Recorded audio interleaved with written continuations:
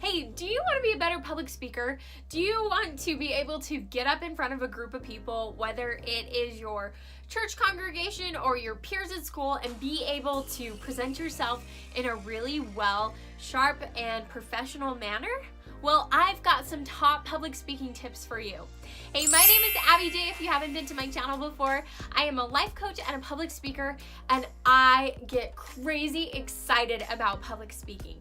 It's something I have spent a lot of time and energy and money traveling around and being able to speak to different groups of people, and it's something that I am crazy about. So I wanted to share with you my top tips for how to be a better public speaker so that you too can get over the number one fear in the whole world and deliver killer speeches every single time.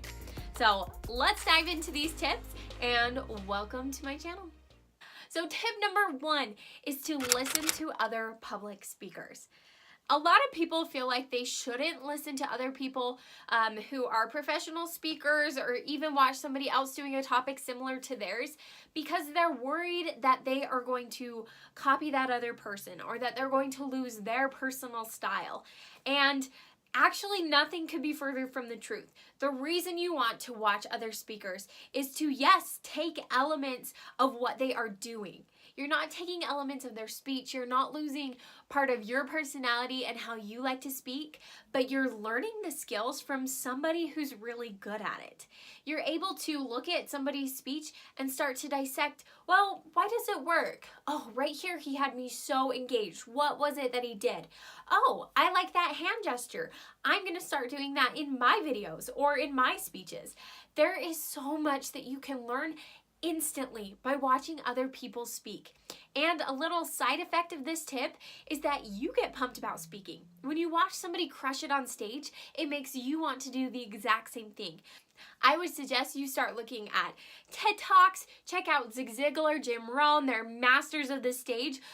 Look at Mel Robbins, look at Yaya and Josh Shipp. They are amazing public speakers, and they really engage their audience in a way that you can mimic and copy in a way that's authentically you. So start to make a list of your favorite speakers and get to work on dissecting what they do and how you can do the same.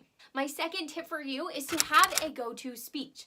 A lot of people feel that when they've been asked to talk, they have to write a brand new speech. Well, most of your time in an actual speaking gig, or even if you're just presenting to your class, is spent in the preparation. So save yourself some time and look at past speeches. Now, I totally get you can't use your speech that you gave in English for your class in mathematics, but some of the elements are going to be the same. You're going to probably have the same introduction and a very similar conclusion. Maybe you want to tell the same story but emphasize a different point.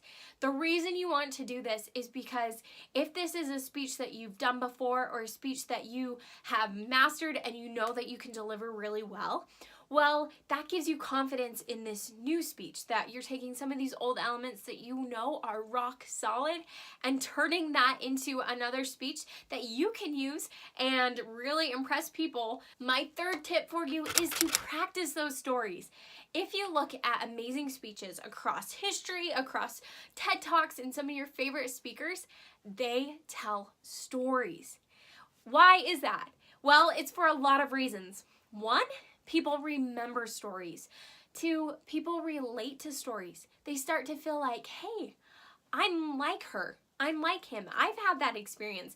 Oh man, I know what that feels like. Those are things that you want going through your audience's head, and you can do that by telling stories. And the other reason that you want to tell stories is it's easier on you, the speaker. We all have to memorize our speeches, right? Well, or we have our notes, but we mostly tell it from memory. How much more easy is it to tell a speech when it's stories? Because you lived it, you were there, and the details are memorable. So it's really hard to get yourself lost in a speech when it's a story and you know what happens next and you know what follows your story.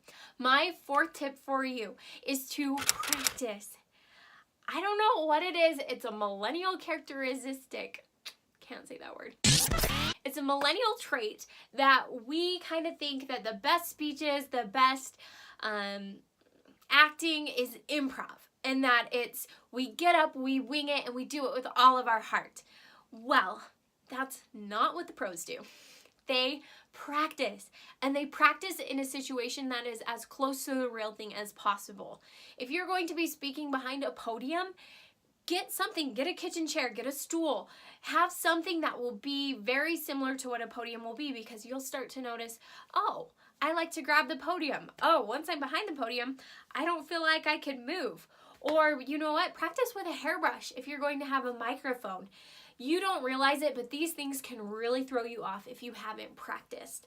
And I get you can be over-rehearsed, but I would say that it is far better to be over-rehearsed than it is to wing it and realize halfway through that you are so jittery, that you're so nervous, and you don't know how to handle a mic, that what you're saying isn't coming across to your audience because they're so involved in watching you and how nervous you are and how unprepared you are. So practice, practice, practice. You are never above practicing.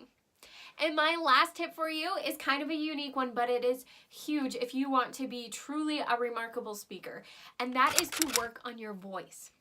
Now, this is something I do all the time.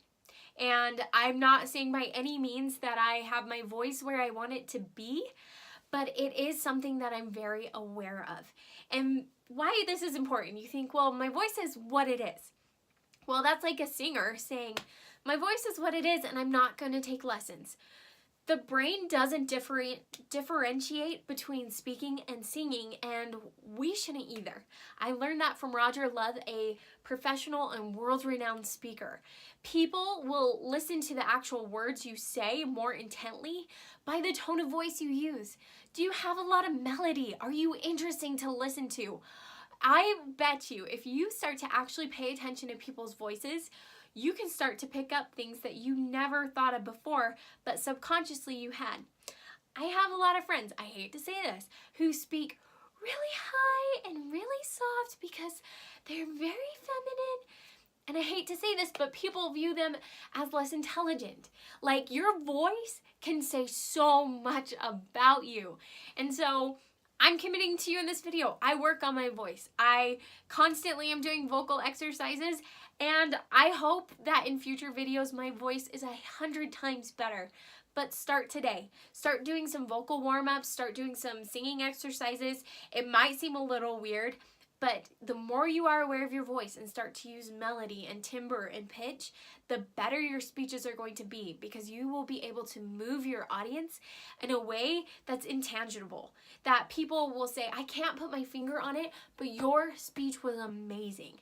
And it's going to be a total combination of being prepared, telling stories, watching other speakers and learning their tips and tricks, and that you have a very resonant voice that speaks to your audience.